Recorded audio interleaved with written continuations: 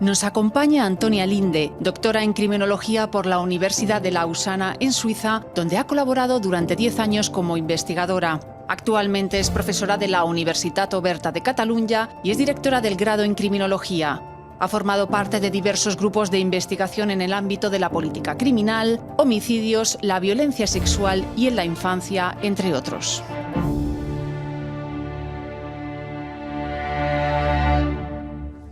Muy buenos días. Muchas gracias por acompañarnos de nuevo a esta sesión del ciclo del seminario Pensar el siglo XXI, un seminario en el que vamos alternando cuestiones estructurales con otras más bien geopolíticas. Las abordaremos las geopolíticas en los próximos meses. Hablaremos del tema de Palestina, un tema extremadamente preocupante. Hablaremos de la situación de Europa. Hoy nos toca un tema estructural o quizás cultural, sin duda transversal.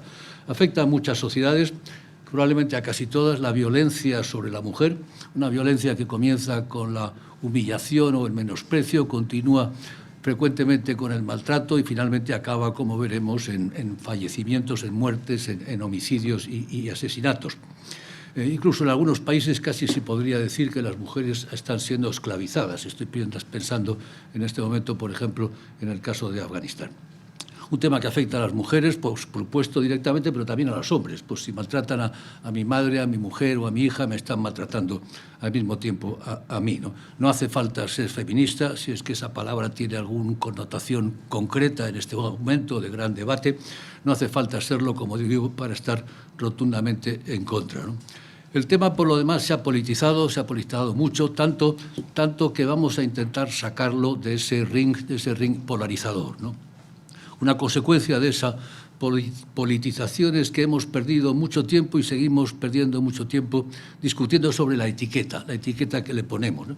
Al parecer lo importante es si es violencia sobre las mujeres, violencia de género, violencia intrafamiliar o violencia estructural machista, ¿no?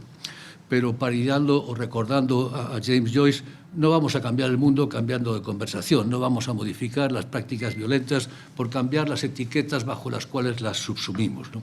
Y quizás debemos recordar aquel viejo consejo que nos daba Ortega y Gasset a los españoles, luego a los argentinos, de vayamos a las cosas mismas, vayamos a la realidad de las cosas mismas. El tema no es cómo lo llamamos, sino qué es lo que es, ¿no? De modo que vamos a tratar hoy de ir a los hechos mismos, a la violencia de los hombres sobre las mujeres, ¿no? Un comentario personal.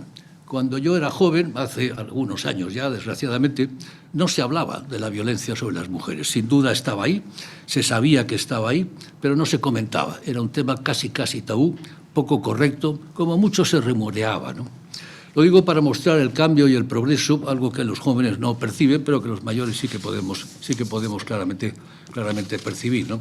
Hoy el tema es un tema de debate constante en todo Occidente. A veces nos olvidamos del resto, como señalaba antes, ¿no? Y eso hace que se muestre el cambio profundo en la condición de la mujer en los países desarrollados nuestros, que está pasando a ser sujeto pleno de derechos, pero también un cambio en la sociedad, que ya no acepta esos comportamientos, que están plenamente visibilizados. Ya no son invisibles, sino que están plenamente visibilizados, quizás en exceso, y lo comentaremos después, ¿no? Hoy tenemos leyes, juzgados, observatorios e incluso ministerios. Y una sociedad claramente concienciada. Es más, casi podríamos decir que hemos pasado del ocultamiento a la exhibición. Hoy los feminicidios se comunican tanto como antes se ocultaban, ¿no? En todo caso, es innegable que se está haciendo un enorme esfuerzo colectivo para reducirlos y para eliminarlos. La pregunta es, ¿estamos teniendo éxito? Esta es la gran pregunta. Por supuesto, si vamos a los datos, las denuncias, por ejemplo, de violencia de género, tengo aquí datos objetivos, pues no son nada halagüeños. Había en el año 2011 32.000 denuncias, se redujeron un poquito para el 2015 a 27.000, pero para el 2022 habían vuelto a regresar al mismo número, a otras 32.000. Por supuesto, podemos pensar que se trata de que ahora hay más denuncias. Las mujeres se atreven a manifestar y a decir públicamente y acudir a juzgados y a la policía lo que antes ocultaban. Habría, pues, más denuncias, más visibilidad, aunque quizás menos comportamientos agresivos. Podría ser, ¿no? El único modo de obviar esa posibilidad es examinar agresiones que no se pueden ocultar. Una paliza, una violación incluso se puede ocultar. En tiempo se decía, no, es que me he dado un golpe en la puerta, ¿no? Ese ocultamiento. Un homicidio, como sabemos, no se puede ocultar. De este modo, los datos de feminicidios o de homicidios sobre mujeres son un excelente proxy, por así decirlo, un indicador sin duda el más visible, el más robusto y seguro del grado de violencia sobre las mujeres, la parte visible del iceberg, que buena parte de ello todavía permanece invisible. Si eso es así, el éxito en las políticas de eliminación de la violencia de género debería manifestarse en el descenso de los feminicidios y de los homicidios sobre mujeres. Luego nos contará seguro, Antonia, la diferencia entre uno y otro concepto. Sin embargo, si examinamos los datos de feminicidios, de nuevo tenemos datos poco alentadores. Homicidios, voy a decir, ¿no? Hace 20 años en España, por ejemplo, hubo 133 homicidios sobre mujeres y 444 sobre hombres. Siempre es así, 1 a 3 más o menos en España. Pues bien, para el año 2022 los homicidios sobre hombres habían descendido notablemente a menos de la mitad, pero los homicidios sobre mujeres habían variado mucho menos, de 133 a 121. Otro tanto podríamos decir de los homicidios sobre mujeres clasificados como violencia de género. En otros países, sin embargo, los datos no son lo mismo, han descendido unos y otros. ¿Qué pasa aquí? ¿Qué pasa en España? Pues bien, para hablarnos de esto, y me alegra mucho contar hoy con Antonia Linde. Antonia, muchas gracias por acompañarnos. Es doctora en criminología, ya os he dicho, por la Universidad de Lausanne. Dirige el grado de criminología en la Universidad Oberta de Cataluña. Ha realizado importantes investigaciones sobre el tema de la victimización, un tema muy importante, yo lo trabajé hace muchos años, y tiene excelentes artículos en el European Journal of Criminology. Yo no la conocía, leí un trabajo suyo, me gustó mucho, busqué más, me gustaron también más, y aquí la tenemos. Gracias de nuevo, Antonia. Sospecho que es de las pocas investigadores en España que se han molestado en contar, y esto es muy importante. Han contado, han hecho las tareas, han contado los números, y nos va a contar ese recuento. Antonia, te escuchamos. Gracias. Muchas gracias. En primer lugar, muchas gracias, Emilio, por la invitación. Muchas gracias a la UNIR como universidad por invitarme. Realmente es un placer poder discutir, intercambiar opiniones, sobre todo en el contexto de una universidad, que para eso están las universidades. Emilio ha hecho cosas muy interesantes que probablemente luego podamos retomar. Entre ellas, ha apuntado el hecho de que el tema de la violencia de género era un tema privado hace unos años, ¿no? Formaba parte de la esfera privada, los hechos no se denunciaban y formaban parte de la normalidad de la dinámica de las mujeres con sus parejas. Por suerte, hoy estamos aquí. Y hablo de no hace tanto tiempo, hoy estamos aquí, vamos a poder hablar libremente de este tema, ¿no? Yo voy a tener hoy la postura esta cómoda, ¿no? Que es la postura de los investigadores, ¿no? Yo soy experta en datos y entonces voy a aportar datos, básicamente, qué es lo que se está registrando, y luego, pues claro, también como investigadora no me queda otra pues que interpretar esos datos, ¿no? Y como dicen los jóvenes, pues en algún momento me tendré que mojar, ¿no? Y lo haré. Pero básicamente quiero que los que estáis aquí, los que estáis en casa, podáis tener una idea de qué es lo que se está registrando y qué dicen estos datos, ¿no? Básicamente presento un índice rápidamente, voy a hablar de la conceptualización de feminicidio, como decía Emilio, pues cuál es la diferencia entre feminicidio y homicidios de víctimas de feminicidio y víctimas de homicidio mujer, ¿no? ¿Qué regulación legal hay actualmente en España y en otros países que coinciden? Voy a hablar, como buena investigadora en datos, pues de las limitaciones metodológicas de estos datos, ¿no? Y de las conceptualización o de las definiciones. Voy a presentar datos de cómo registramos los datos, ¿no? De feminicidio y de homicidios de mujeres en España, y voy a presentar alguna evidencia empírica también basada, por supuesto, en datos y en estudios en España, Europa y en algunas regiones del mundo. Y luego, como no, pues pasaré pues a hablar de estas explicaciones, las explicaciones que hasta el momento pues los académicos venimos dando de este fenómeno, ¿no? Pues hay varias perspectivas que más adelante comentaremos. Y entonces, finalmente acabaré pues con unas breves conclusiones, lo más breve que he podido hacer, ¿no? Bien, en cuanto a la conceptualización del feminicidio. Bien, el feminicidio fue un concepto que se utilizó particularmente, se adoptó en América Latina como una herramienta útil a una respuesta a una alarmante oleada de homicidios de mujeres. Muchos recordaréis los asesinatos de mujeres en Ciudad Juárez, en México, ¿no? Y este término se utilizó en contraposición un poco o en paralelo o analogía al genocidio, ¿no? Para determinar esta avalancha de muertes de mujeres en manos de hombres, ¿no? Y mujeres jóvenes, incluso niñas, ¿no? Y sobre todo este término se utilizó para reprochar a las instituciones la pasividad de las instituciones, ¿no? Cómo había esta impunidad, ¿no? El elemento de impunidad y de violencia institucional. De hecho, en la Corte Interamericana de los Derechos Humanos derivó esta responsabilidad en las instituciones mexicanas en aquel momento, ¿no? Esta impunidad que los hombres que mataban de manera indiscriminada a las mujeres, esta impunidad por parte de las instituciones del gobierno, ¿no?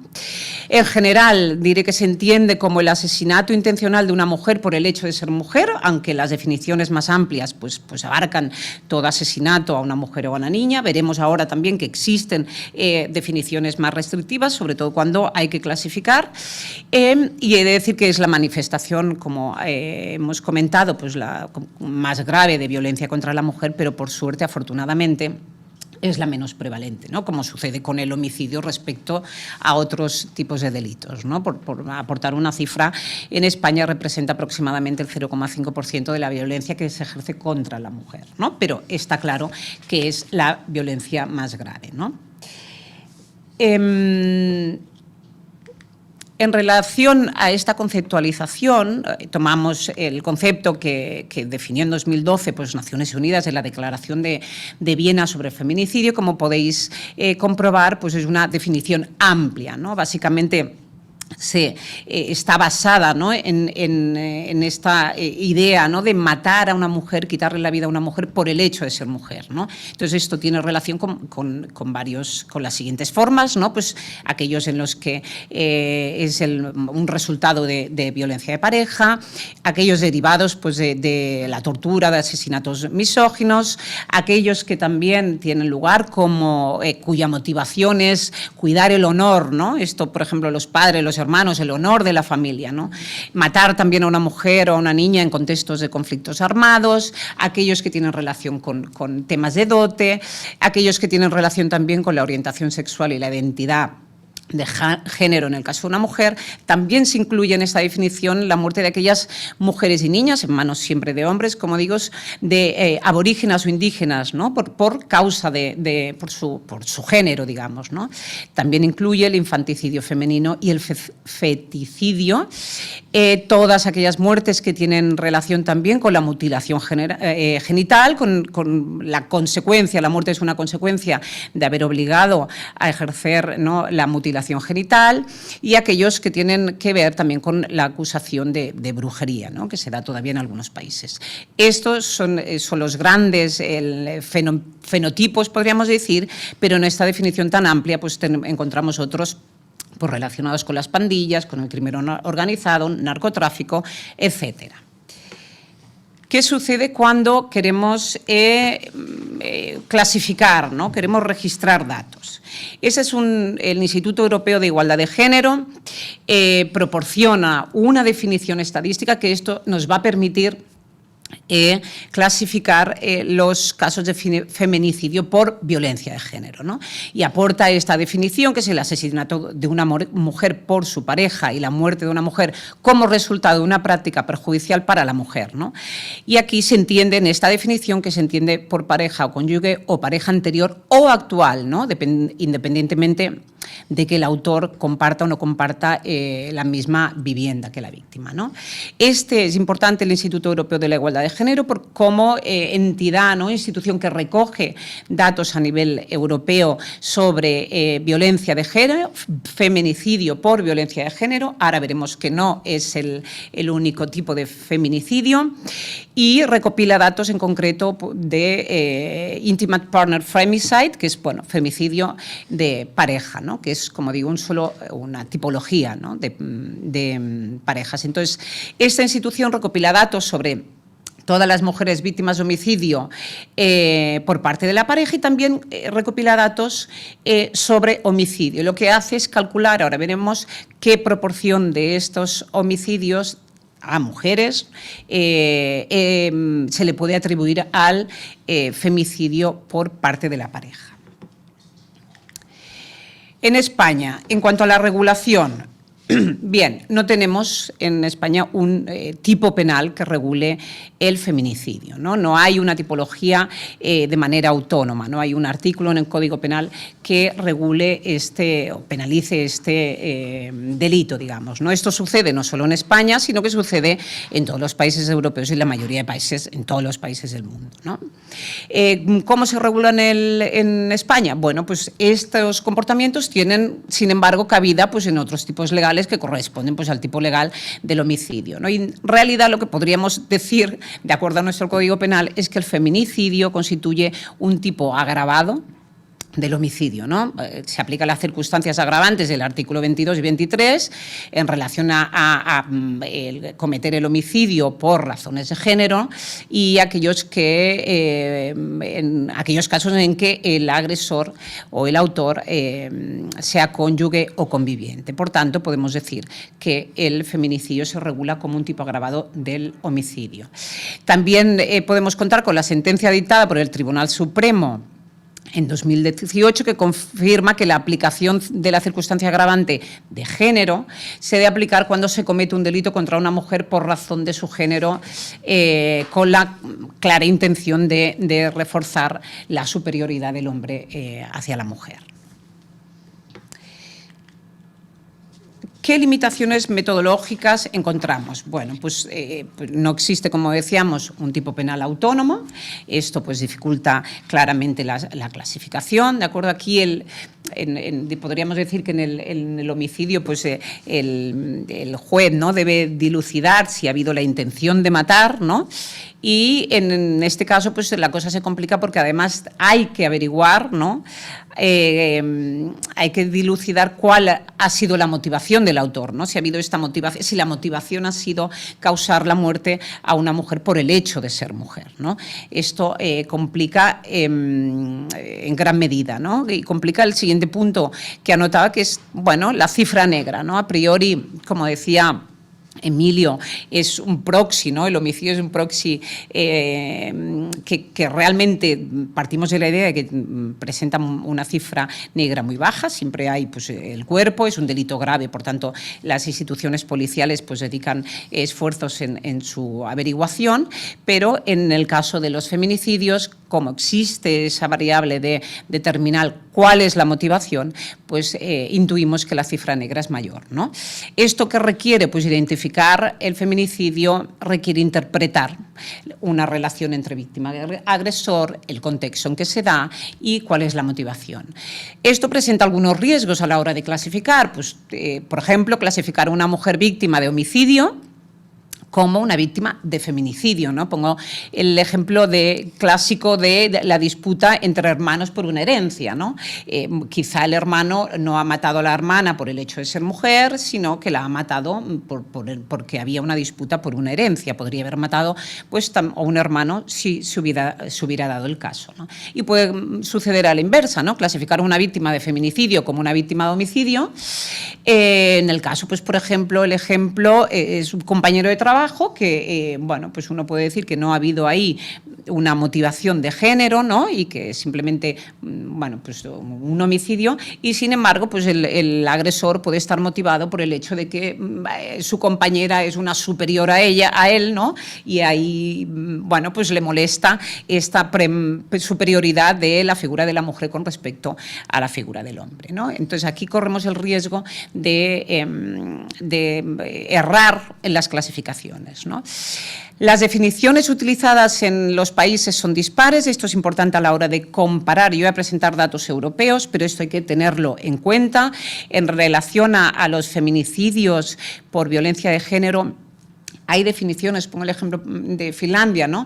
Hay definiciones, por ejemplo, diferentes en relación a la pareja, ¿no? Pues, por ejemplo, en España se considera pues, que la pareja puede ser aquella o pareja o expareja que convivan o no, y en muchos países se toma también esta consideración, pero Finlandia, por ejemplo, pues para clasificar como feminicidio de pareja requiere que la pareja conviva, ¿no? Esto, pues, a nivel estadístico, a nivel de datos, pues supone una diferencia importante.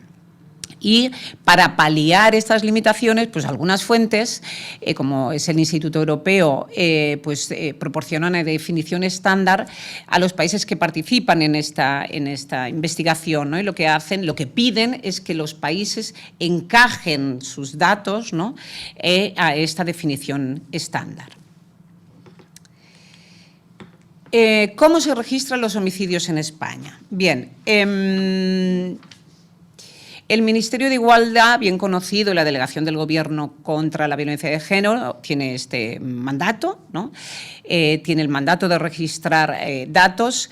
La idea inicial era pues, encargarse, ¿no? Como el propio nombre de la delegación indica, pues, de la violencia de género, la violencia de pareja. Entonces, registra datos desde 2003.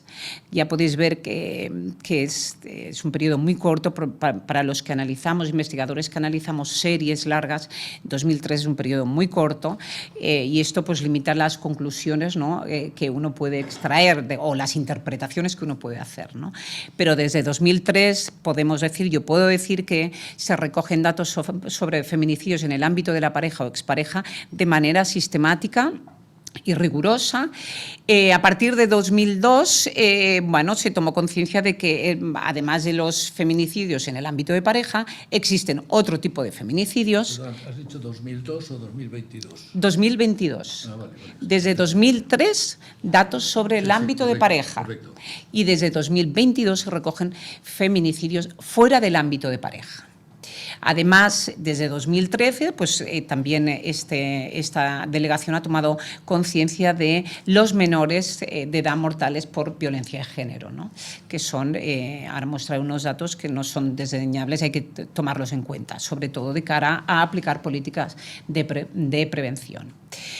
Bueno, si bien no digo el feminicidio en el ámbito de la pareja, pues sigue siendo el más numeroso, hay que decir que los feminicidios fuera del ámbito de la pareja representan representaron en 2022 nada más y nada menos que el 41% de los feminicidios. ¿Cómo lo registra? ¿Qué clasificaciones hace el Ministerio de Igualdad, la Delegación del Gobierno contra la Violencia de Género? Como unidad de cuenta utiliza a las víctimas mujeres asesinadas a manos de hombres por machismo o misoginia y establece estas categorías. Una de ellas ya, como digo, ¿no? Se da cuenta de que el feminicidio no se limita a aquel que se da en el contexto de la pareja o la expareja y entonces clasifica otros tipos de feminicidio, que es el feminicidio familiar, que viene de hombres del entorno pero que no son pareja ni han sido parejas, y se incluye en esta categoría los feminicidios por crimen de honor. Los feminicidios sexuales, que son aquellos que se derivan pues, de violencias sexuales, pues, como los que están vinculados a la explotación sexual, a la explotación, a la mutilación genital, etc. El feminicidio social también se considera y se registran datos, ahora veremos, que es el asesinato de una mujer por parte de un hombre en el que no se tenía una relación de pareja, unifamiliar, y el feminicidio vicario, ¿no? Que es aquel que se deriva de la muerte de una mujer mayor de edad por parte de un hombre como instrumento para causar un daño a otra mujer, siempre por razón de género. Cuando hablamos de feminicidio siempre estamos hablando de que la motivación del autor es la motivación de género, es decir, yo quito la vida a esta mujer porque es mujer. Bien, ¿qué dicen las investigaciones? ¿Qué dicen las evidencias empíricas, los datos, ¿no? Los datos disponibles? Bien, yo quería mostrar este cuadro para mostrar la dimensión un poco del femicidio fuera de la pareja, ¿no? Que tomo datos de 2022, recientes, entonces vemos que en números brutos 49 mujeres fueron víctimas de feminicidio en el ámbito de la pareja, pero vemos que el total de otros feminicidios fueron 34, estamos hablando del 41%, ¿no? Sí, además, también me interesa conocer la cifra en relación al total de homicidios. El total de homicidios significa las víctimas de homicidio mujeres que son víctimas de feminicidio, es decir, que han sido asesinadas porque son mujeres, pero también la parte de mujeres víctimas, mujeres por homicidio, cuya motivación no era la motivación de género, ¿no? Esto, pues los autores pueden ser tanto hombres como pueden ser también mujeres, que las hay, ¿eh? Entonces, este porcentaje del total de homicidios, los feminicidios representan pues casi el 70% en el año 22. Veremos que esto va a ser cambiante en algunos años, ¿no? O fluctúa. En este cuadro también me interesa explicarlo, mostrarlo, digamos, porque es la relación entre el agresor y la víctima de feminicidio fuera de la pareja. Vemos que el más numeroso para el año 2022 fue en aquellos casos en los que el autor eran hijos y nietos, ¿no? Esto a mí me parece interesante de cara a las políticas de intervención, ¿no? Bueno, ¿qué puede decir uno aquí o qué puede interpretar un investigador? En primer lugar, está clasificado como feminicidio, pero habría que tener en cuenta, había que indagar, ¿no?, si la motivación de ese hijo o ese nieto de matar a la abuela o a la madre, si la motivación fue una motivación de género, ¿no? Eso es lo primero que habría que averiguar, si el hijo mata a la madre porque es la madre y no hubiera matado al padre, por ejemplo, ¿no? Esto es un tema importante. Y en segundo lugar, bueno, además de poner de manifiesto la cantidad de violencia filioparental que están viviendo algunas mujeres, ¿no?, y que también las políticas deberían estar destinadas a ello, a este problema, pues aquí también es importante destacar que, bueno, que el por qué se da, ¿no? Tenemos esta cifra, por ejemplo, con respecto a mujeres, pero no la tenemos con respecto a hombres, ¿no? Entonces, ¿por qué se da en las mujeres esto? Bueno, porque por un tema de exposición al riesgo. Las mujeres somos más cuidadoras de los nietos y de los hijos y, por tanto, estamos más expuestas a ser victimizadas, ¿no?, por ellos. Y esto en criminología decimos, y en otras ciencias, pues es nada más y nada menos que el resultado, o buena parte de este resultado probablemente tenga que ver con la exposición, ¿no?, al riesgo. Perdona un momento, estás hablando de los agresores, padre, abuelo, hijo, nieto. Exacto, son agresores. la agresión. Son agresores, exacto, es relación entre agresor y víctima. De los feminicidios fuera de pareja, aquellos que no son en pareja, pues esta es la relación que había entre el agresor y la víctima. Mujeres víctimas de homicidio versus mujeres víctimas de feminicidio por violencia de género, ¿no?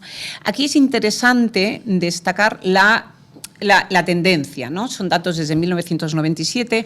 Es verdad que la Delegación para la Violencia de Género pues publica, como hemos visto, datos de 2003, pero esta serie está compuesta con datos de otras instituciones, pues parte de ella del Ministerio de Interior desde el 98 y el 97 de una institución de protección a las mujeres víctimas de violencia de género. Entonces, esta es la serie más larga que tenemos sobre este tipo de conductas o sobre este tipo de delito, ¿no? Vemos claramente que sigue la tendencia, ¿no? Yo he puesto números brutos, pero excepto quizá el último tramo de la serie, a partir de 2020 hay una cierta estabilidad en los feminicidios por violencia de género y hay un ligero aumento, o hay un aumento en los últimos años en cuanto al homicidio en general, ¿no? Evidentemente, como podéis ver, en 2011 hay esta subida de los homicidios que tienen que ver, pues como pueden imaginar, con el 11M,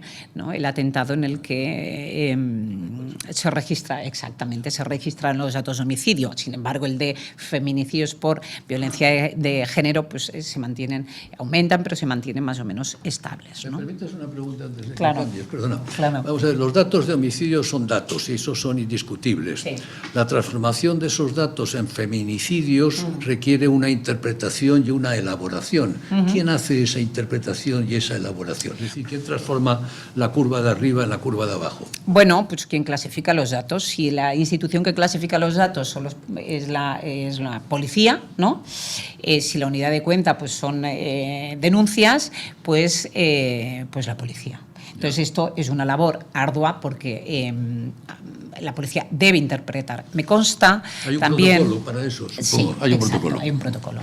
Me consta también que los casos siempre hay, ¿no? Cuando hablamos de criminología, de registro de datos, de delincuencia, no solo en el homicidio, sino en otros datos, es el momento en que se registran los datos, porque puede variar, evidentemente, ¿no? Entonces, el primer registro institucional que tenemos, pues es la policía, ¿no? Entonces, ¿esto qué sucede? Bueno, pues que la policía le toca la labor de tener que clasificar qué tipo de delito es esto que se denuncia, ¿no?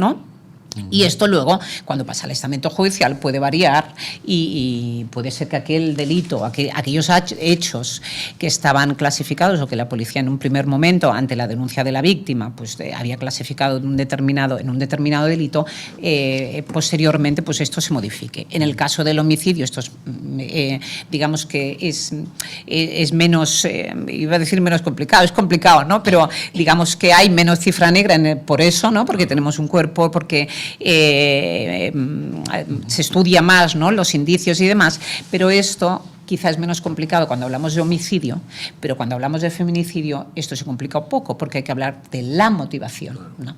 De la motivación por la que entonces la policía, que es el primer estamento que le toca clasificar, pues ahí tiene que indagar, ¿no?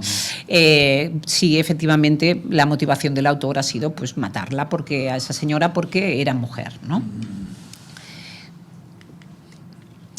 Aquí el porcentaje, ¿no? El porcentaje de mujeres víctimas de feminicidio por violencia de género en España, con la serie que tenemos, como decía, del 97 a 2002, con una línea que es la línea de tendencia, ¿no? Veis, sube, baja. En el año 2004 pues hay una bajada con respecto a la proporción, ¿no? Que teníamos, está claro que tiene que ver con el índice alto, las tasas altas de homicidio, y podéis ver en el primer año de la serie 76 esto metodológicamente es una bajada demasiado importante. Entonces los investigadores de datos, cuando vemos que hay una bajada, esto siempre lo achacamos pues a un problema de contabilidad, ¿no? De cómo se han contado estos delitos, ¿no? Pero como veis, en general el porcentaje del total de los homicidios, de homicidios por violencia de género, más o menos estable, ¿no? Pues el 55, 52 empieza, luego hay una ligera subida desde 2017, baja en 2013 y luego, en realidad, si cruzamos la línea, ¿no? Que nos marca la tendencia, que es esta línea en puntos,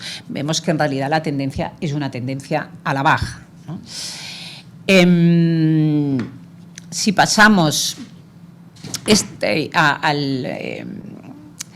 a un tema que a mí me parece importante, también importante para hablar de políticas de prevención, ¿no? De políticas de cómo prevenir, cómo predecir las muertes de mujeres por violencia de género, ¿no?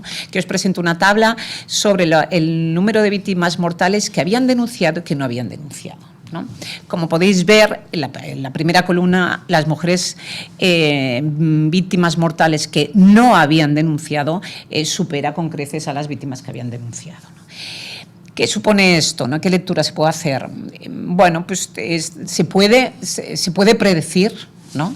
Uno puede predecir por qué no habían denunciado estas mujeres, no había habido en ningún momento ningún otro tipo de violencia menos grave, la había habido, pero pues la mujer no había interpretado que podía derivarse esta violencia incipiente o menos grave en un acto tan grave como un homicidio, pero lo cierto es que la mayoría de mujeres no había denunciado, ¿no? Entonces, esto nos hace pensar en hasta qué punto se puede predecir qué indicios, qué indicadores puede tener en Biogen, ¿no? Que hace una predicción de la gravedad en la que puede derivar de la reincidencia, de la violencia en pareja, hasta qué punto tiene datos, ¿no?, suficientes como para hacer una predicción aceptable, digamos, ¿no?, plausible.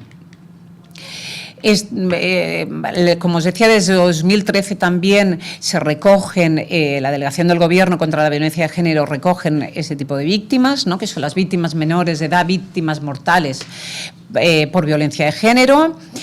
Aquí, como mencionaba anteriormente, creo que es una cifra que está muy bien recogerla, es necesario tener datos sobre este indicador, pero aquí pues también cabe de nuevo, como no, interpretar si realmente hubo esa motivación, ¿no?, si la motivación de matar a estos menores era para causar un daño a la mujer, ¿no?, porque es mujer, ¿no? Pero no hay que olvidar, desde luego, este tipo de víctimas, también pensando en las políticas de prevención. ¿Qué pasa cuando echamos un vistazo a los feminicidios de pareja por 100.000 habitantes? Tasas, siempre hay que calcular por 100.000 habitantes, obviamente, en Europa, ¿no? Tenemos una serie que recoge pues, el Instituto de Igualdad de Género. Yo presento aquí 3 gráficos, simplemente para, quizá el primer gráfico, ¿no?, con tantas barras es más complicado de entender, simplemente quería mostrar por los años que hay disponibles, del 14 al 18, el gráfico de en medio para mostrar la comparabilidad entre España y Europa. Pues vemos que España, el tercero por la izquierda, pues presenta unas tasas de feminicidio en pareja inferiores que la mayoría de países de Europa, ¿no? Destacan, por ejemplo, pues Finlandia, la República Checa, ¿no?, pues otros países como Francia que están por encima, incluso Italia, ¿no? Podemos decir que, para no alarmarnos, España no está digamos, con tasas entre el ranking de países con tasas más altas de feminicidio, ¿no? En el tercer gráfico, pues simplemente planteo, quería para 2 años, el 2015 y el 2018, para marcar un poco de recorrido, pues ver si esto ha aumentado o no ha aumentado, ¿no? Pues la mayoría de países presentan tasas más bajas en 2018, a excepción pues de Finlandia y pues a excepción de Italia, pero el resto de países en general presentan menos o tasas más bajas de feminicidio en pareja que en años anteriores. Aunque, repito, cuando uno habla de tendencias, la verdad, ciertamente, el periodo de 2015-2018 es una franja es un periodo muy corto de tiempo, pero es interesante ver cómo ha evolucionado en esos años, al menos de los que disponemos datos. Mujeres víctimas de homicidio por 100.000 habitantes según las regiones del mundo. Bien. Bueno, yo he puesto en azul algunas que caben destacar. Es dato de 2015-2021, hay una fragilidad de tiempo interesante y, bueno, pues me gustaría destacar, pues por ejemplo, en América Latina y Caribe, que es la región que se clasifica, pues ha disminuido en esos años unas centésimas, digamos, ¿no? El total de Europa también es interesante, ha disminuido básicamente influenciado por el descenso de los países del este de Europa, ¿no?, que pasaban de 3,48 víctimas por 100.000 habitantes, ha pasado a 2,03, cuyo descenso es interesante, ¿no? El total de Oceanía también ha padecido ha sufrido un descenso y, bueno, pues como dato así de la región mundial, el mundo, estamos más o menos estables, de 2,29 por 100.000 habitantes a 2,24 por 100.000 habitantes. Esto era para presentar una especie de fotografía de cómo este indicador está afectando a nivel mundial. Bien, voy a pasar a las explicaciones. No puedo resistir, darle vuelta de hacerte un comentario que me parece muy interesante, lo digo porque tenemos fama los latinos, los europeos del sur, de machistas, ¿no? Bueno, pues la más baja de Europa es la del sur de Europa, 0,46. Sí. La del norte de Europa, 0,69, significativamente más alta, y la del oeste de Europa, 0,68. Bueno, lo digo por la fama que tenemos. Bueno, vale. Pues muy bien. Muy bien. Pues totalmente de acuerdo. Totalmente de acuerdo, sí. Es cierto que la variación, ¿no?, de un año a otro no es importante, pero sí que es cierto que hay, ¿no? Uno podría presumir, ¿no?, que el sur de Europa estaría en la punta dentro de Europa, pero no es así.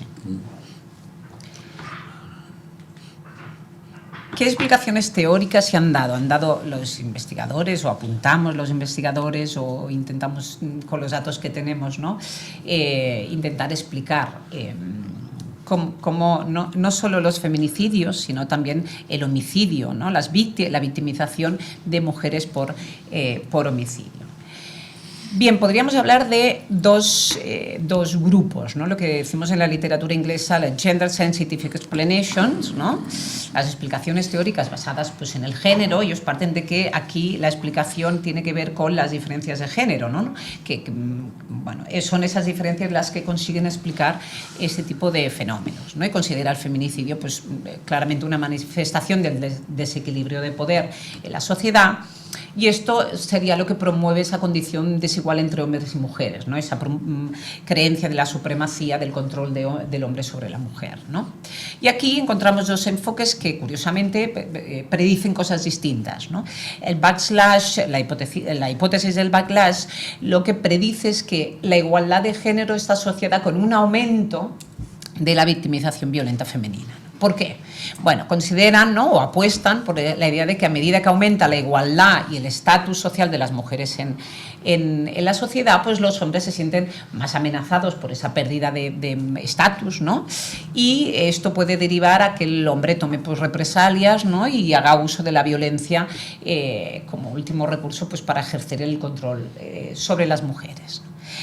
¿Qué dice la hipótesis de la mejora, ¿no?, amelioration hipótesis? Pues predice lo contrario, ¿no? Ellos se creen, ¿no?, o postulan que la igualdad de género está más bien asociada con una disminución de la victimización violenta femenina, ¿no? Pues se postula que la adquisición de estatus de la mujer genera una situación de desigualdad y equilibrio de poderes, ¿no? Y está presente esta supremacía del hombre sobre la mujer, ¿no? Y esto, pues, conllevará una mayor victimización de la mujer, ¿no? Esto generalmente se asocia con comportamientos, pues, con ese empoderamiento normativo, ¿no?, en esos países en los que los derechos de las mujeres no están bien definidos, ¿no?, y no están bien establecidos por parte de las instituciones.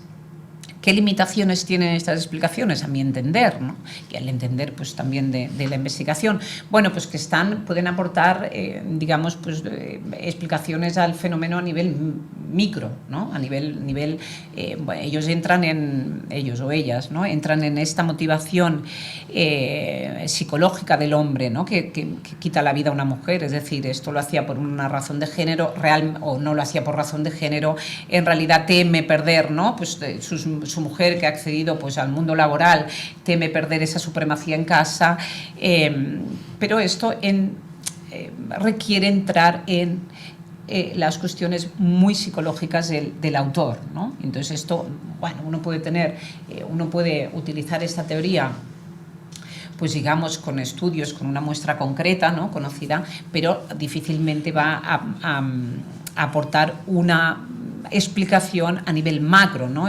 Ponía entre paréntesis, la mayoría de hombres no ejercen violencia grave contra las mujeres, ¿no? Entonces, uno no puede explicar digamos que el fenómeno a nivel macro, ¿no? Esta es, a mi entender, la principal limitación que presenta. Esos son los indicadores del índice de igualdad de género en España.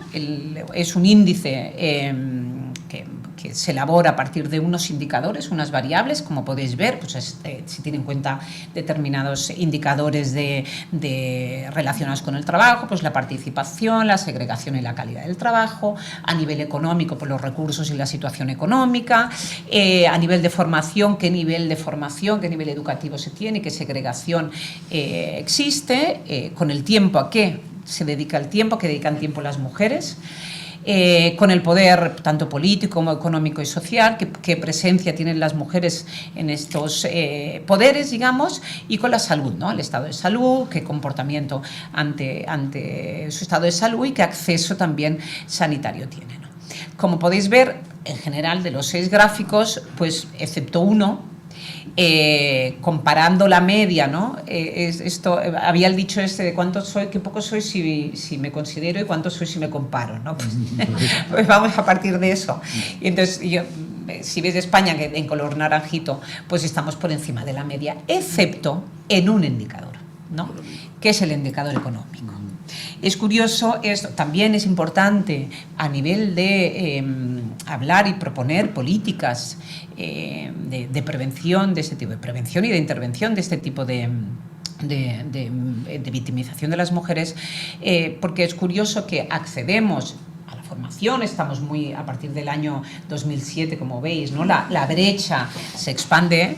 Hemos aumentado muchísimo este indicador, el indicador del trabajo, estamos incorporadas al mundo laboral desde hace muchos años, pero sin embargo el económico estamos por debajo y muy por debajo de la media europea, ¿no? Pues este indicador, esta carencia, digamos, debería tenerse en cuenta, ¿no? Esta idea de, bueno, porque muchas mujeres continúan con sus maridos, ¿no? A pesar de sufrir violencias. Bueno, hay una dependencia económica que no está relacionada con el trabajo, sino que probablemente, pues esto lo sabemos, ¿no? Que hay mujeres que cobran menos por el mismo puesto de trabajo, todavía tenemos pues trabajos más precarios que los hombres, ¿no? Pero puede tener que ver también con el nivel medio de salarios, ¿no? En Europa y en España, es decir, que a lo mejor en paridad de poder adquisitivo la distancia se reduciría. Claro, es evidente que la media de salarios de España es muy inferior a la media de salarios de Europa. Sí, tiene que ver también con... No solo, porque uno de los indicadores, como veis, es situación económica, es cierto, ¿no? Se pregunta, pero tiene que ver con en relación, claro, ¿no? Con de qué recursos cuenta, ¿no? Ya. Entonces, bueno, la noticia positiva aquí es que, como mujer que soy, ¿no? Pues estamos por encima estamos mejorando en algunos indicadores en este índice, que es un índice habitualmente mejoran casi todos y parece que van en alta, excepto, como digo, el económico, ¿no? Que puede tener que ver, hay una relación ahí, ¿no? En la pérdida económica, ¿no? Y en el perjuicio económico de las mujeres que están padeciendo ese tipo de violencia. Y pongo aquí por poner el ranking, ¿no? Como veis, España está en el tercer nivel, después solo de Suecia, de Holanda y de Dinamarca, no somos el cuarto nivel, con un 76,4 cuando la media está en 70,2, ¿de acuerdo? Entonces, a este nivel las mujeres hay que seguir luchando, ¿no? Pero estamos, digamos, mejorando, ¿no? No sigas, porque ya os pasáis. En cuanto a las explicaciones teóricas, mostraba la primera explicación que tenía que ver, estas explicaciones de gender sensitive, ¿no? Que tenían que ver con el hecho de que las diferencias entre géneros, ¿no? Pueden explicar el feminicidio, ¿no? Ese tipo de comportamientos, y luego hay las explicaciones, digamos, basadas en no género, ¿no? Lo gender no sensitive explanation. Bueno, una de las explicaciones de algunos autores es que la victimización letal de los hombres y de mujeres están explicadas por los mismos predictores, ¿no? Se han hecho muchos estudios sobre las variables que entran en juego, los factores que tienen influencia, ¿no? en el homicidio en general. Yo aquí anoto algunos de los indicadores, ¿no? Que se han utilizado en la investigación como predictores, ¿no? O potenciales predictores del homicidio, pues como veis, índice de desigualdad, el PIB per cápita, fraccionamiento ético, disponibilidad de armas, consumo de alcohol, tasa de desempleo, porcentaje de población urbana, la densidad media de la población, presencia de grupos de narcotráfico narcotráfico. Y esto son solo algunos de los que más se han utilizado. Entonces, bueno, como veis, es difícil determinar, ¿no? Está claro que el homicidio es multifactorial, multicausal, ¿no? Y esto complica a la hora de hacer predicciones, ¿no? O de decir qué acciones hay que emprender para poder prevenir este tipo de delitos graves, ¿no? Y luego pasaría a las explicaciones también no basadas en género, no sensitive explanation, que son las explicaciones aquellas derivadas de la teoría de la oportunidad, ¿no? Que básicamente, pues aquí podríamos unificar, ¿no? Los enfoques de actividades rutinarias que intentan explicar la comisión de delitos, ¿no? Y la teoría de la distribución del riesgo de victimización personal, es decir, esta teoría intenta estudiar el riesgo a la victimización, ¿no? Este enfoque, podríamos decir, sostiene que el aumento de la participación de las mujeres en la vida social ha alterado el contexto tanto situacional como motivacional de la victimización, ¿no? Y esto pues ha aumentado el riesgo de las mujeres de devenir víctimas, ¿no? Desde un punto de vista situacional supondría, ¿no? O este enfoque postula que el incremento de la presencia de las mujeres en la vida social pues multiplicaría, ¿no? la exposición al riesgo para ser victimizadas, ¿no? Porque no solo son victimizadas en el hogar, sino que pueden ser victimizadas también fuera del hogar, ¿no? Porque participan de estas actividades sociales como el trabajo, las actividades lúdicas, las universidades, los centros de estudio. Desde un punto de vista motivacional, pues diríamos que el incremento de la participación, de nuevo, ¿no? de las mujeres en el mercado laboral y la educación puede aumentar también el riesgo de victimización, tanto por las parejas, ¿no? Porque perciben, ¿no? que se les elimina, ¿no? que es un desafío, ¿no? al control que tienen del hogar, pero también aumenta la posibilidad de ser victimizadas por extraños, ¿no? Porque a medida que la mujer compite con los hombres por trabajo, por ingresos, ¿no? Pues esto hace que pueda haber esa disputa masculina, ¿no? hacia las mujeres que crecen. ¿Qué pasa si miramos los más datos, ¿no? Aquí os presento un gráfico que es de difícil interpretación o digamos que hay que ser prudente para interpretarlo. Esta es la serie más larga que disponemos en España sobre homicidios, sobre víctimas de homicidio, mujeres y hombres. Es una serie que yo trabajé en un artículo pues, hace un poquito y nos permite con todos los problemas que encontramos a mitad de la serie, pues como os podéis imaginar, este incremento pues tiene que ver, ¿no? con las muertes registradas durante pues, la guerra civil, anterior y posterior a la guerra civil. Entonces esa parte de la serie hay que obviarla, pero es interesante tener pues, esos datos y podemos ver que a partir de los años 60, finales de los 60, la serie aumenta, ¿no? En el caso, a partir de los años 90, los hombres, 90 y pico, en el caso de España, en el caso de otros países europeos, desciende antes, en el caso de España empieza a descender un poco más tarde, ¿no? Como veis, la tendencia de la mujer, de las víctimas mujeres, está en paralelo un poco, ¿no? Muestra más o menos la misma tendencia en relación a los hombres y, como podéis ver, también ahora os mostraré la ratio de hombres víctimas de homicidio por una mujer víctima de homicidio, es decir, esto es la brecha. ¿De acuerdo? Es decir, cómo ha evolucionado la brecha de víctimas de homicidio hombres y víctimas de homicidio mujeres a lo largo del tiempo desde 1902, con algunos años concretos. Como veis, esta brecha está disminuyendo, ¿no? Cada vez matan más mujeres por cada hombre, ¿de acuerdo?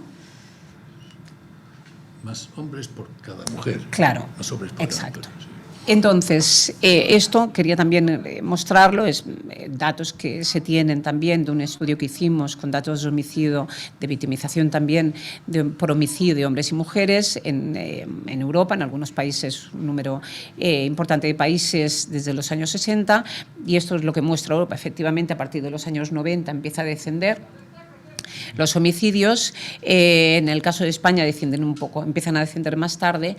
En el caso de las mujeres desciende con la inclinación, digamos, o el descenso es algo mayor que el descenso que se puede percibir en el caso de las mujeres víctimas.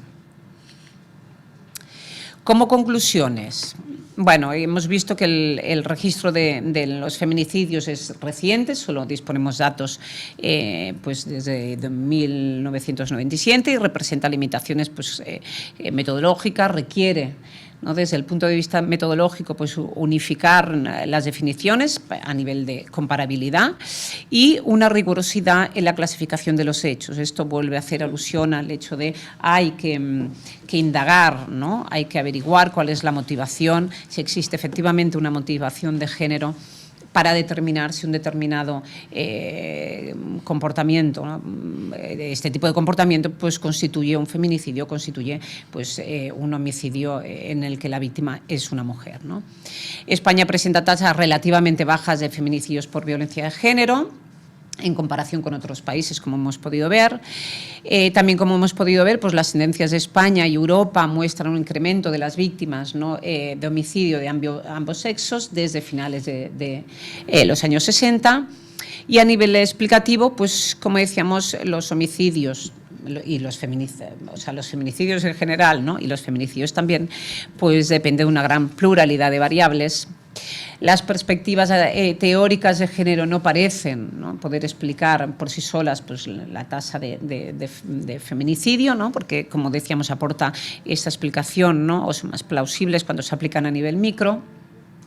Y parece que las explicaciones más plausibles podrían ser aquellas derivadas de la oportunidad, ¿no? Porque pueden, analizando los datos longitudinales de los que disponemos, pues se puede ver que el incremento de las tasas de victimización por homicidio siguen un poco, ¿no? Las tasas de los indicadores de incorporación de la mujer al mundo social, al mundo público, y esto podría tener algo que ver, ¿no? Podría ser, por decirlo de alguna manera, que las mujeres estemos empezando a llevar vidas más parecidas, ¿no? A nivel social, vidas más parecidas a las que llevan los hombres, y por tanto esta brecha, ¿no?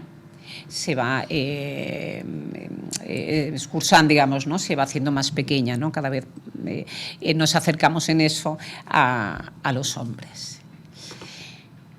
Y bien, muchas gracias por vuestra atención. Quedo, por supuesto, dispuesta pues, para las preguntas, los comentarios, lo que consideréis necesario. Estaré encantada en la medida en que pueda responderlas. Tenemos tiempo para poder dialogar y la verdad es que lo merece. Has hecho una exposición brillante, me ha interesado muchísimo, pero se me acumulan las preguntas y las cuestiones porque es interesante. También, es lo que me lo imagino. Vamos a ver, la primera es que tengo una cierta confusión con los datos, ¿no? No sé si hay más o menos violencia de género en España que hace 20 años, en este momento. Lo digo porque los datos que tú has mostraban una línea descendente, suavemente descendente. El último me parece que hablaba de 47. Yo tengo aquí una serie del Ministerio de Igualdad, número de mujeres víctimas mortales por violencia de género en España, 2003 a 2023.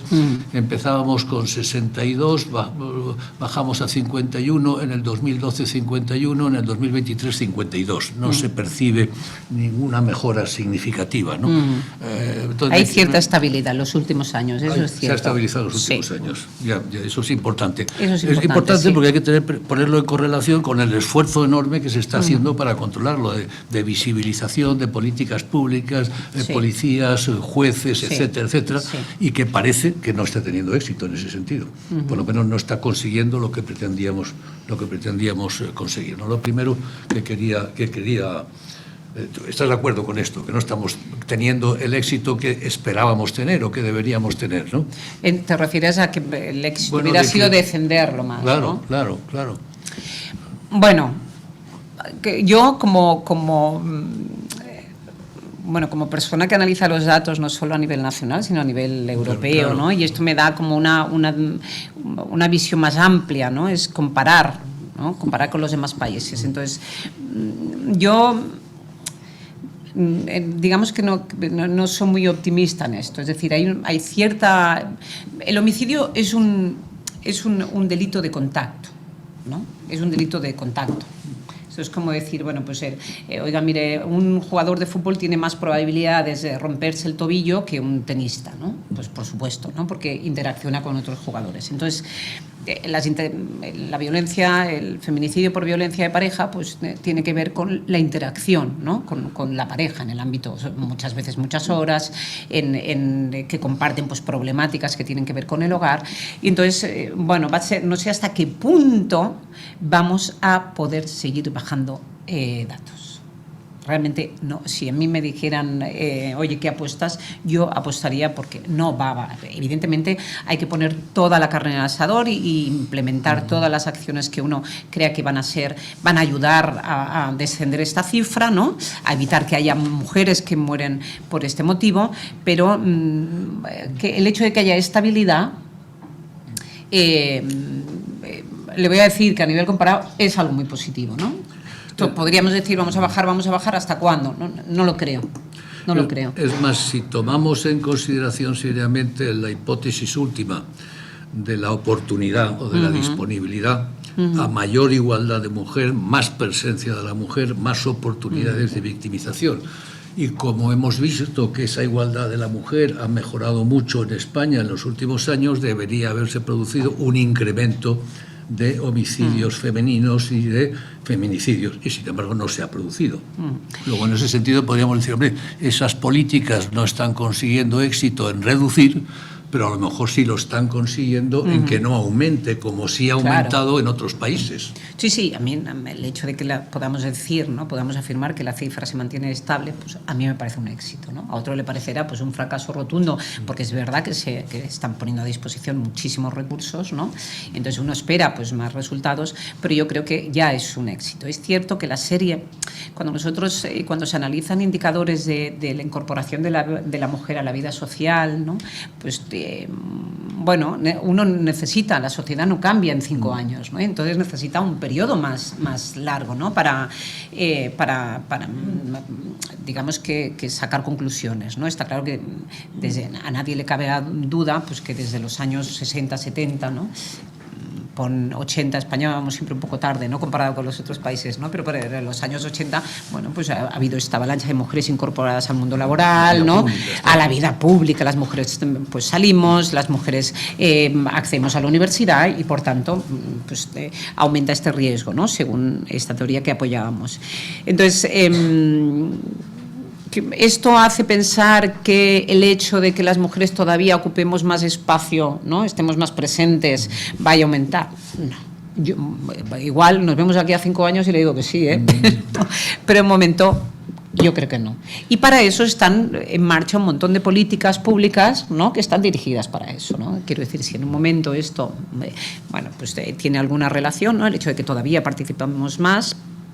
Bueno, ¿no? Pues el indicador que todavía está bajo, si en un momento determinado resulta que a nivel nos empoderamos económicamente y esto supone un alza de los feminicidios, cosa que yo francamente no creo que se vaya a dar así.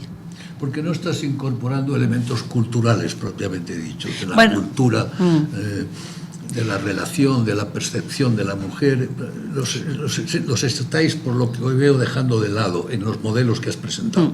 Bueno, si uno parte de la idea, hacia lo que te refieres, que cómo la diferencia cultural puede explicar esto, se sabe que la diferencia cultural no puede explicarlo. Se puede explicar el posicionamiento de la mujer en una determinada cultura, ¿no? Entonces estamos remitiendo a los mismos indicadores, es decir, si en una determinada cultura, en un determinado país, pues la mujer ocupa menos espacio público, ¿no? Pues esto sí que marcará la diferencia, ¿no?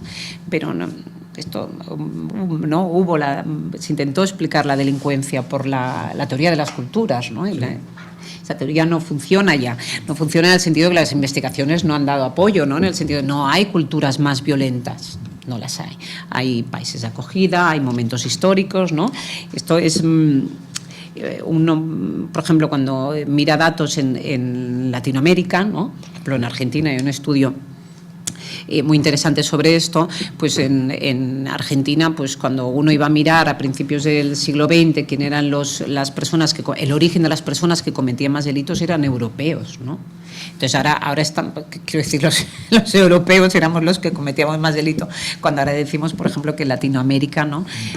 Pues hay un mayor índice de violencia, que en ciertos países es así, por supuesto, pero que no tiene que ver con la cultura, sino que tiene que ver con otro tipo de indicadores, pues es económicos, ¿no? Pues con esa serie de factores que mencionaba en relación a predictores, ¿no? Que se han estudiado como predictores. Una cuestión sobre el grado de comparabilidad de los datos. Mi pregunta sería, ¿está bien definido el problema? Es decir, nos has presentado al principio un conjunto de definiciones de feminicidio bastante distintas unas de otras, ¿no? Y al final has apostado por la del Instituto Europeo, que me parece, bueno, muy seria, y por lo menos tenemos un elemento de comparabilidad que siempre es fundamental, ¿no? Pero me pregunto si en general no estamos... lo tenemos mal definido el problema. Es decir, si hablar de violencia de género o de violencia machista es un concepto operacionalizable o es otra cosa. A veces en la política nos generamos objetos fantasmáticos y nos pretendemos solucionar problemas sobre objetos fantasmáticos, ¿no? ¿Tú crees que está razonablemente bien definido? Antes te preguntaba, que te he interrumpido, perdona que te he interrumpido 2 veces, no suelo hacerlo, pero esta vez es que me interesaba mucho. Antes te preguntaba por quién hacía esa clasificación, quién clasificaba los homicidios de mujeres en feminicidios. Claro, ahí hay un problema, digamos, muy relevante, ¿no? Muy relevante. Esos protocolos están llenos de subjetividad, o pueden estarlo. Yo he visto encuestas sobre violencia de género en las que preguntaban pues cosas absurdas, no voy a insistir, pero cosas ridículas. ¿Se lleva usted mal con su marido? Pues mire usted, pues sí, pues frecuente, discute mucho, pues claro, con frecuencia, claro. Depende, ¿no? Ahí hay un elemento muy subjetivo en esa traducción. Bueno, por ejemplo, en las encuestas de victimización hay que leer siempre los datos, ¿no? Porque, claro, luego aparecen encuestas de victimización de violencia de género, ¿no? Y entonces aparece que el 90% de las mujeres, y diré una verdad, han sufrido alguna forma de violencia, ¿no? Entonces, claro, meter todo hay distintas formas de violencia, ¿no?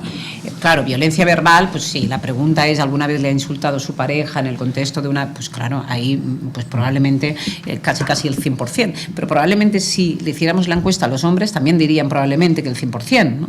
Y esto sí que quiero dejarlo claro, hay un montón de investigaciones que hablan de la violencia bidireccional, ¿eh? Hay estudios que apoyan esta hipótesis, ¿no? Que hay datos que apoyan esta idea de que existe, ¿no? Cuando estamos hablando de feminicidio de pareja, existe esta violencia bidireccional, tanto del hombre como de la mujer. Es cierto que el hombre denuncia menos, es cierto, ¿no? Pero, y también, sobre todo, lo que sí que es cierto, y esto es innegable, es que la violencia más grave la ejerce más el hombre contra la mujer, ¿no? Como es el tema de hoy, que es los feminicidios, eso sin duda, ¿no? Y es eso lo que hay que... Quiero decir, quizá no hay que tener en cuenta, ¿no? Pues que cuando hablamos de violencia, qué tipo de violencia concreta, no sé, pues también ahí, yo qué sé, pues había una encuesta que las nórdicas decían, ¿no? Pues por ejemplo, le parece violento cuando un hombre le dice un piropo o le tira un piropo, como claro, se diga esto, ¿no? Entonces pues ellas se sentían violentadas, claro, ellas se sentían violentadas, pues ¿no? Entonces lo preguntaba, pues para otros países más del sur y demás, pues esto no, igual no te apetecía, ¿no? Pero no lo describían como una agresión, ¿no? Entonces hay que tener esos factores en cuenta, y cuando se habla de los resultados de una encuesta, sí creo que debería hablarse de qué tipo de violencia se está hablando. El porcentaje de la violencia física ejercida es esta, el porcentaje de la violencia psicológica es esta, de la violencia verbal, y eso sí que a veces creo que no se clarifica lo suficiente, sí. Una pregunta acerca de las causas, también viene aquí, y luego hablaremos de la visibilidad, que me parece que es un tema que merece que le dediquemos. Sobre las causas, ¿no?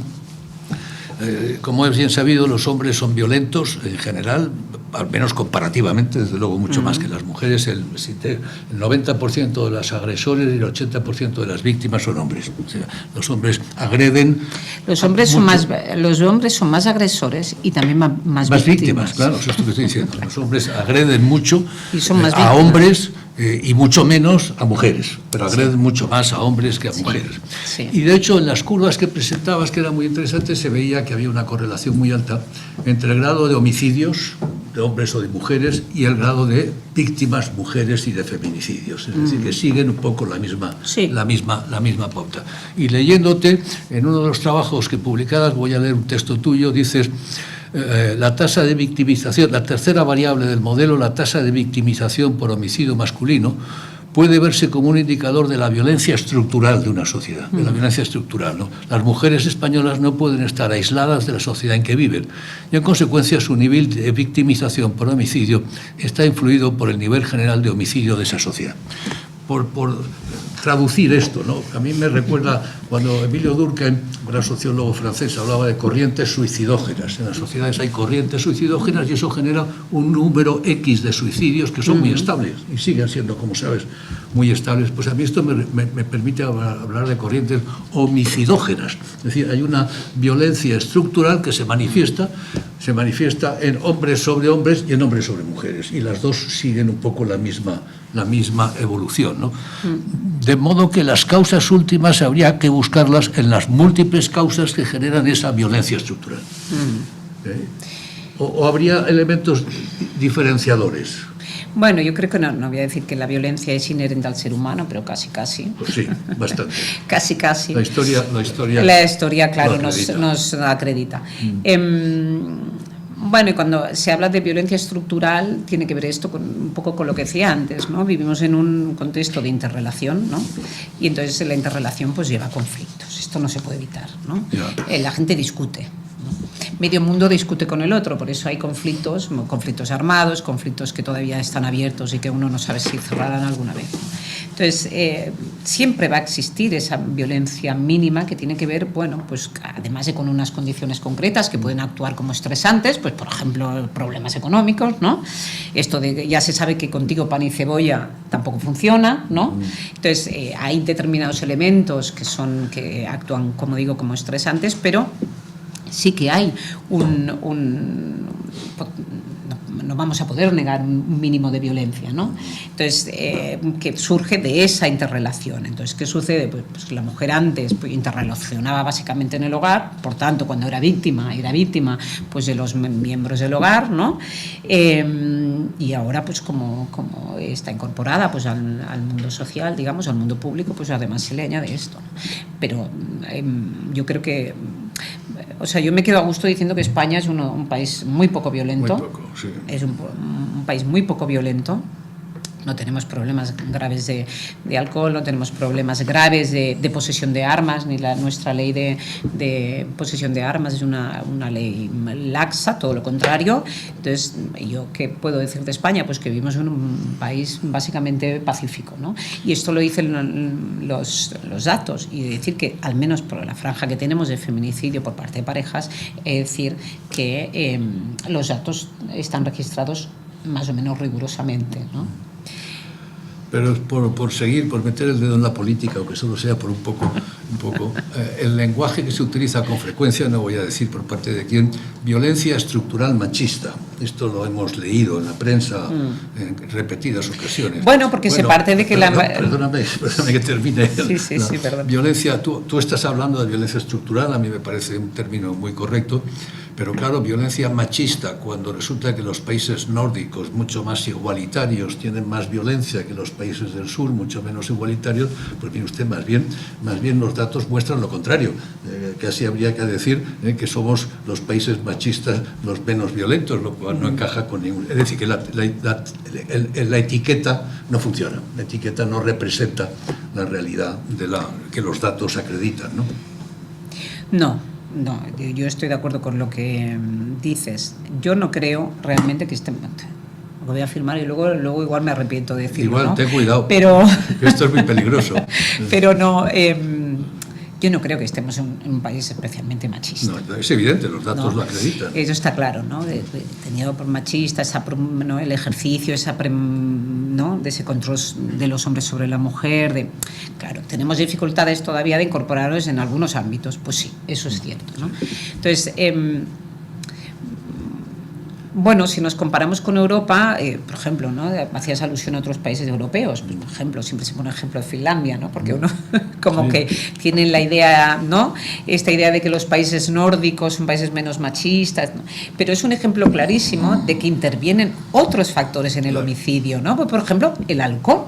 Claro. El alcohol. Te iba a preguntar por eso. Claro, el alcohol. En España, aunque consumimos mucho alcohol y tal, ¿no? Lo que se llama spirit, ¿no? Alcohol fuerte, pues consumimos menos, consumimos más en el ocio, ¿no? En otros países se consume en el interior de casa, ¿no? Se consume más de lo que se consume en España. Entonces, por ejemplo, Finlandia tiene un problema. Luego hay pues también problemas de armas, ¿no? Sí. Podría, por ejemplo, el ejemplo de Suiza. En Suiza pues se hace la ARME, ¿no? El servicio militar en unos años, y entonces, claro, entonces pues bueno, uno puede llevarse el arma, digamos, a casa, ¿no? Bueno, pues claro, es que es un elemento de riesgo, ¿no? Entonces, eso claro, yo no diría tanto que los países nórdicos, ¿no? Del norte son, por el hecho de presentar tasas más altas que nosotros, son más machistas, no, sino que, por desgracia, tienen determinados elementos, ¿no?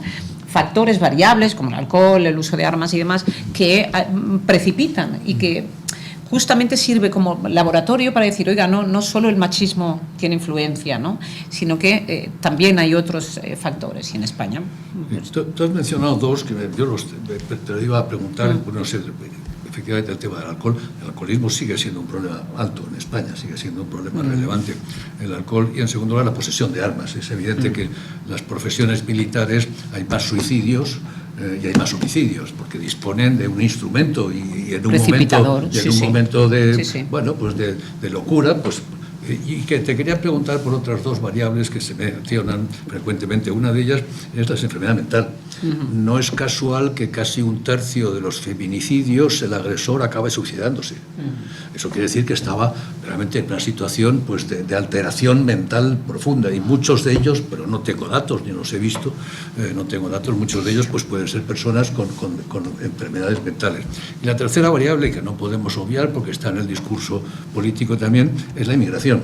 La inmigración son 10 o un 12% de la población en España, y según datos que he cogido por aquí y por allá, pero no me fío de ellos, son el 30% de los homicidios sobre mujeres. Bueno, si eso es así, hay una sobrerepresentación de migrantes, ¿no? Te preguntaría por estas dos variables, ¿en qué medida las habéis trabajado? En cuanto a la migración, cuando hablamos de datos, cuando se presentan datos, hay que ponderarlo con la población. Claro, y la edad también, supongo, y la edad, claro, hay que ponderarlo por la población extranjera en España, por la edad, porque también de los... ¿no? Gente joven. Exacto, de los inmigrantes, para tener en cuenta qué franja, ¿no? de edad hay, que es la franja en la que hay mayor prevalencia de agresores. Entonces ahí hay que ir con cuidado esto, ¿no? Porque además es un discurso un poco peligroso, ¿no? En el sentido de decir, bueno, los inmigrantes pueden generar, y además los datos no muestran, ¿no? Que haya una mayor prevalencia. En cuanto a lo segundo, ¿me lo vas a repetir? No, lo primero, en realidad, por eso respondí. La enfermedad mental. La enfermedad mental. Sí. Sí. Bueno, esta idea de que el agresor es un enfermo mental, está claro, para eximirle de la responsabilidad penal, está claro que no. Bueno, en realidad cuando mira uno, ¿no? la casuística, lo que sí que se ve es que en los casos de feminicidio, ¿no? O feminicidio por violencia de género, el autor, en España hablo, el autor suele tener más problemas de consumo de alcohol, ¿no? Y en el caso, por ejemplo, de las homicidas mujeres, ¿no?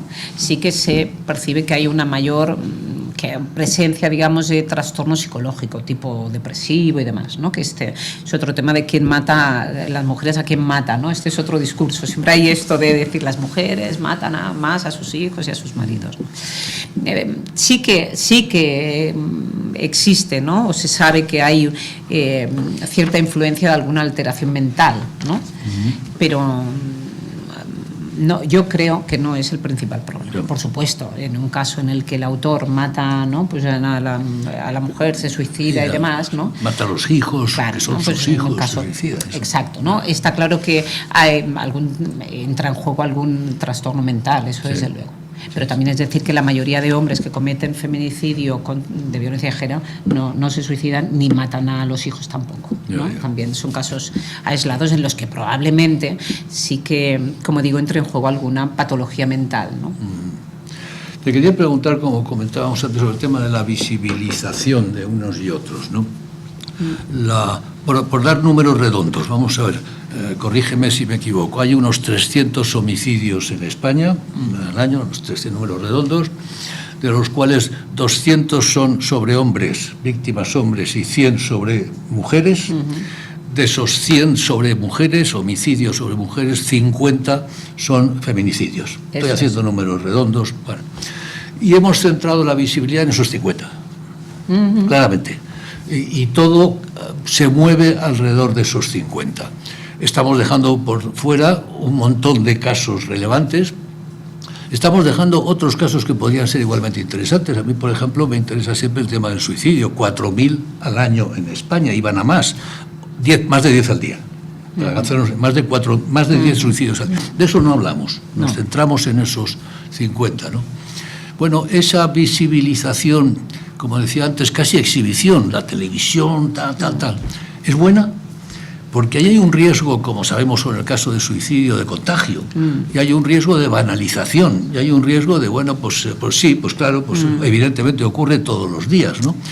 Y finalmente otro riesgo que yo recuerdo que cuando me dedicaba a estas cosas, de un gran sociólogo de los temas de desviación y de criminología, Howard Becker, que seguro que lo has leído en algún momento, hablaba de lo que llamaba los empresarios de la moral. Empresarios de la moral son ahí donde hay un problema, aparecen ONGs, grupos, administraciones públicas, etcétera, que administran eso, que a los que les interesa que eso sea muy relevante, y que en lugar de tender a minusvalorarlo, lo que tienden a agrandarlo, pues oye, porque es un negocio, viven de esa cuestión. Los empresarios, en el tema de las drogas, por ejemplo, ha sido evidente la presencia de estos, lo que Howard Becker llamaba empresarios de la moral. Es decir, me preocupa en qué medida se han generado incentivos perversos alrededor de ese fenómeno que les interesa que siga vivo, ¿no? Entonces, el problema de la visibilidad comparada de unas cosas frente a otras, ¿no? En algunos casos es evidente, es decir, estoy pensando en los accidentes de tráfico. Los accidentes de tráfico, la visibilización del accidente de tráfico ha sido positiva, ha reducido el número de accidentes de tráfico. La visibilidad de los suicidios sabemos que es negativa. Sí, porque hay contagios. Sabemos que hay contagio, ¿no? Por lo tanto, hay que tener mucho cuidado en qué medida la publicación, etcétera, la exhibición, puede tener efectos positivos, podría tener o puede tener efectos negativos. ¿Qué opinas sobre eso? Bueno, es cierto que uno lo compara siempre. Yo también lo he pensado esto y hemos reflexionado sobre esto, ¿no? El hecho de, bueno, si existe este tema contagio. Bueno, no hay nada que haga pensar que existe el tema contagio con el tema de los feminicidios en concreto, ¿no? De hecho, por eso se mantiene estable, no ha incrementado. No va por los lados. Claro. Por los suicidios. Exacto, ¿no? Sí. Entonces, yo creo que visibilizar un problema, pues oiga, siempre está bien, ¿no? Sí. Es como, vamos existe este problema y además no diría si ha coincidido, ¿no? Pero va a la par, tiene esta lógica de un momento en el que las mujeres reclamamos derechos, ¿no? Más participación en la vida pública, más participación en nivel de poder y tal. Entonces creo que va de la mano, ¿no? Una de las cuestiones muy positivas de visibilizarlo es intentar la toma de conciencia por parte de la sociedad. Es decir, no cabe absolutamente cero duda de que hace 50 años había mucha más violencia de género y muchos más feminicidios que no se contaban, ¿no?, que lo que hay ahora. Entonces, bueno, que la gente tome conciencia de determinados problemas, como en este caso, pues la violencia de género, pues oye, es que a mí mal no me puede parecer, ¿no? También me parece importante que la gente tome conciencia, ¿no?, y haya visibilidad de los problemas de los abusos sexuales sobre menores, por ejemplo, ¿no? Que se dan en el hogar, ¿no? Y esto es una cosa tremenda, muy grave, ¿no? Entonces, datos, pues oye, pues toda concienciación, ¿no? Y todo programa de intervención o de prevención que se utilice, pues evidentemente me parece poco. Entonces, si yo tuviera que decidir ahora que se dé esta visibilidad o no, si yo tuviera que decidirlo, cosa distinta es que creo que la visibilidad puede comportar algunos problemas o ¿no? alguna visión distorsionada, ¿no? Como la idea esta de pensar, ¿no? Ahora veías ahí los países del sur de Europa, ¿no? Y la idea preconcebida de que en el sur somos más machistas, ¿no? Esto tenemos que eliminarlo, ¿no? Entonces, en realidad, cuando se hacen visibles, la parte positiva de hacer visibles datos, es que los datos reflejan, probablemente rompen estereotipos, como hemos visto hoy con algunos datos, ¿no? Sí, entonces, sí. La visibilidad es buena siempre que esté sostenido, ¿no? Que la información se sostenga en datos que sean válidos, digamos, ¿no? Entonces, a mí en ese sentido, la visibilidad me parece bien, pero me parece bien siempre, también hacer visibles los datos, ¿no? Hacer visibles qué se está haciendo, en qué se emplean los recursos. Y ahí, con el tema de los recursos, paso a tu segunda pregunta, ¿no? Que es, siempre pasa, ¿no? Que uno articula, ¿no? Y determinadas instituciones, incluso, bueno, no sé, por ejemplo, en Estados Unidos, pues las prisiones son gestionadas, por ejemplo, por entidades privadas, ¿no? Y entonces se sabe que desde que esto pasó a manos de empresas públicas, pues la administración penitenciaria pues ha aumentado, ¿no? Entonces, por supuesto que en todo lo que el gobierno está llevando a cabo para la lucha contra la violencia de género, hay involucradas algunas empresas privadas, ¿no? Que dan servicio, pero una de las cosas positivas es que estamos hablando de instituciones estatales, ¿no? Y entonces, bueno, no parece que nadie, no me atrevería a decir que alguien se está enriqueciendo, ¿no? No lo creo. Entonces, todo lo que esté instaurado, digamos, se dirija desde las instituciones, bueno, pues hay una delegación de tal, pues una delegación, un ministerio de igualdad, oiga, me parece muy bien esto, ¿no? Pero que, por supuesto, esté controlado por el Estado, por el gobierno en su turno. Entonces, no creo que se esté haciendo. Luego, lo que sí que como investigadora yo pediría y reclamaría es que se tengan en cuenta las investigaciones y a partir de ahí, si hay que modificar planes de prevención, se modifiquen, ¿no? Y sí que hay que, para prevenir, hay que tener en cuenta determinados factores que se habían eliminado del panorama, pues que se tengan en cuenta. Eso sí, hay que mantener, digamos, que mirar a la investigación. Te preguntaría en ese sentido, ¿existe en España un plan científico riguroso de prevención de la violencia sobre la mujer? Bueno, que se haya basado en datos y en evidencias empíricas. A ver, cada vez yo que soy corresponsal de la European, bueno, de un convenio europeo de datos, ¿no? Del SOSBUC, conocido como SOSBUC. Entonces, bueno, llevo unos años compendiando datos. Entonces, datos que se publican por el Ministerio de Interior, datos de la administración penitenciaria, la administración policial y demás, ¿no? Entonces, he de decir que hace unos años, de hecho, con mi maestro, publicamos en 2010 un artículo que criticaba precisamente esto, ¿no? Bueno, que eran es el que está mencionado, me parece el 2009, ¿no? Exacto, 2019, ¿no? Un artículo sobre, bueno, el desastre que era hasta aquel momento los datos, ¿no? No eran datos fiables, había muy pocos datos públicos. Entonces yo he de decir que esto ha mejorado mucho, ¿no? Que con el famoso anuario estadístico, ¿no? Pues ahora puedes encontrar, por ejemplo, pues documentos que te hablan de la metodología, que esto no existía entonces. Entonces cada vez se va mejorando esto, ¿no? Entonces ahora me consta que gente que está trabajando en instituciones en este ámbito, en el ámbito de violencia de género, bueno, pues cada vez tiene más en cuenta pues las investigaciones que se están haciendo, ¿no? Pues el famoso biogen, ¿no? Para la predicción de conductas de reincidencia, bueno, pues está basado en estudios empíricos y eso es cierto, sí. Tengo un montón de preguntas, tenemos pocos minutos, pero voy a colártelas así rápido. Una es muy interesante, dice, la teoría de la oportunidad de la que hablábamos antes, al estar relacionada con el perfil de la mujer como tal, su presencia en la vida pública, ¿no tendría algo de vinculación con teorías basadas en el género? Le está dando la vuelta, tú hacías una clasificación de dos marcos teóricos y lo que nos dicen, ¿no? Las teorías de la oportunidad que no están basadas en el género, pero sí están basadas indirectamente. Me parece un argumento bueno, interesante, ¿no? Bueno, claro, están basadas en tanto que intentan explicar... No matan por ser mujer, matan porque están ocupando posiciones en la vida, claro. Y en ese sentido... Depende, o sea, la teoría de la oportunidad lo que intenta explicar es que, bueno, el riesgo de victimización aumenta... Cuanto mayor presencia. Claro, cuanto mayor presencia, porque aumenta el contexto. Es decir, si yo antes pues estaba, ¿no? Lo explican dos, en un tema contextual y un tema situacional, ¿no? Y motivacional. Si yo antes me limitaba a vivir más, pero esto ha pasado en otros delitos, por ejemplo, el delito de robo en casas, ¿no? En domicilios. Pues antes las mujeres estaban más en casa y entonces pues había menos. Ahora como todos trabajamos, pues salimos y las casas están vacías, ¿no? Entonces esto también es una explicación del enfoque de la oportunidad, ¿no? La ocasión hacia el ladrón es un enfoque de la oportunidad. Entonces el hecho de que las mujeres participemos más de otro espacio ajeno al hogar, pues claro, incrementa, ¿no?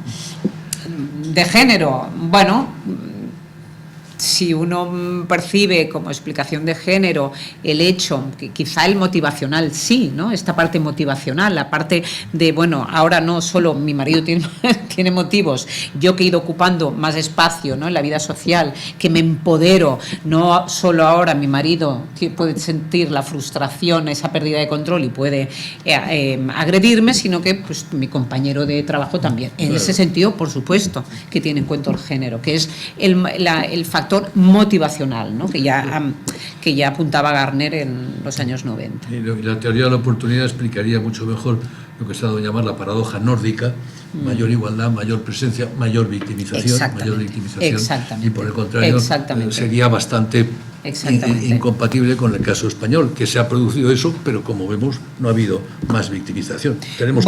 Tenéis que seguir investigando. Claro, me temo que vas a tener que seguir investigando. Otra pregunta me hace sobre la evolución de la violencia vicaria. Lo has mencionado al hablar de la violencia sobre los niños, que es un tema, niños y niñas, es un tema, yo estoy en alguna fundación que se dedica a eso y te pone los pelos de punta, y es un tema totalmente invisible para la sociedad en este momento, ¿no? Sí, por eso yo sé que el tema está enfocado en mujeres víctimas, pero he querido enseñar ese cuadro para que tuviéramos al menos desde 2013. Sí, claro, es un tema grave. El tema de los niños siempre es grave. No, siempre es grave, ¿no? Y hay que hacerlo visible. Profundamente doloroso cuando te acercas a las instituciones que gestionan el teléfono del niño, y he tenido bocas. No lo volveré a hacer porque sales muy impactado. Sí. Una pregunta o dos preguntas y con eso terminamos. ¿Hay algún estudio de datos de Argentina? Pregunta alguien en concreto. Y la segunda, ya te hago las dos: ¿qué ocurre con la victimización de las mujeres que ejercen la prostitución? Bueno, hablábamos antes. Empiezo por el tema de Argentina. Hay datos de Argentina, supongo que se refiere al tema de feminicidios, entiendo, claro, ¿no? Claro. Debe haber datos. Yo los desconozco, conozco datos en países de Latinoamérica, pero sí debe haber algún estudio de feminicidio, sí. Y datos, por ejemplo, yo he presentado datos por regiones, ¿no? Pues esta institución que he puesto la fuente, hay datos de Argentina también. O sea que puede consultarlos si hay estudios de feminicidio en Argentina, sí que hay, sí. ¿Y sobre el tema de la prostitución? Sobre el tema de la prostitución y feminicidio, ¿no? Bueno, sí, la violencia homicidio, ejercida. Sí. Bueno, nosotros estamos, comentaba al inicio, estamos haciendo un estudio sobre precisamente las muertes de víctimas, mujeres que se dedican a la prostitución, víctimas de homicidio. Entonces estamos muy preliminar, ¿no? Básicamente estamos viendo sentencias judiciales. Entonces, por lo que estamos viendo, no es muy numeroso, desde luego.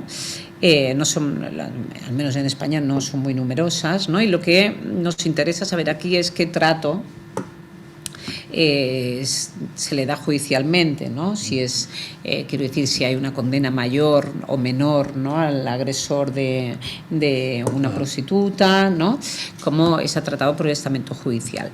No, puedo decir que no hay un alto índice, una tasa alta de mujeres prostitutas. Ahora, hablo de homicidio. Tasas de mujeres por violencia por parte de los hombres es alta, claro. Esto es algo. Pues muchas gracias, Antonio. Hoy ha sido gracias a vosotros, ha sido un placer. Ha sido un placer conversar contigo sobre este tema y nos has ayudado mucho a aclarar las ideas, que no es un terreno embarrado por la política y la ideología, me parece, y con tus estadísticas y esto hemos conseguido aclararlo. Volveremos de nuevo, como decía antes, esta vez con un tema no transversal, sino geopolítico, nada menos que la guerra de Gaza, la guerra de Israel, que está efectivamente en un momento extremadamente peligroso, y volveremos el 8 de mayo con un gran experto, Florentino Portero, que conoce muy bien, y tendremos una larga conversación con Florentino Portero. Muchas gracias por acompañarnos y hasta, confío, el día 8 de mayo.